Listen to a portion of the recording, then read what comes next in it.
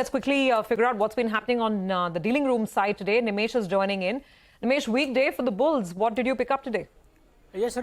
A choppy day of trade. In fact, it's been a choppy week as well, right? And for the second day running, is the financials which are dragging the larger indices down, largely on the back of sell flows. Now, again, from a flow point of view, it's a mixed day with a negative bias. But do remember, again, today's institutional data will be impacted because of large blocks. So today there were blocks worth $330 million. So for this week, we've crossed the $1.5 billion of size in terms of only the large block deal. So that's also a bit, sucking out the liquidity as well from the large institutions.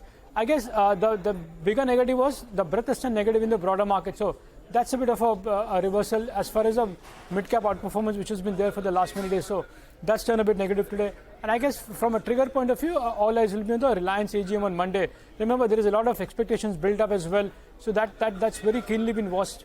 And today, for a change, we've seen huge volumes in Jio Financial Services after being on down circuit for the last couple of days. So huge volumes there, but broadly, the bias is still slightly negative from the larger FIs, and looks like we are ending the week on a bit of a choppy note. Okay, yeah, that's the overall sentiment. Not the best on a Friday. But then there's always great sentiment when it comes to the deal street, the buzz on the blocks, and there have been so many of them today as well. What about stocks? Anything else that you're tracking? Well, so apart from the block deals, the first stock on my list today is IIFL Securities. Big move in that stock, up 7% and on large volumes as well. I understand a domestic mutual fund has an active buyer in this particular stock. Remember, a couple of weeks back, some large HNIs are also bought in block deals. So this is something which is clearly on investor radar. The second stock is Vodafone Idea, the biggest mover, FNO mover in today's trade. Well, there are a lot of reports as well about fundraising and all. But outside that, from a flow perspective, for the second day running, I understand there are very strong buy flows. In fact, a global European fund apparently is an active buyer in Vodafone Idea for the last couple of days. So that's the reason why there are large volumes and the stock is buzzing as well. The third stock is GMR Airports. We saw a big move in that stock as well in the last many days.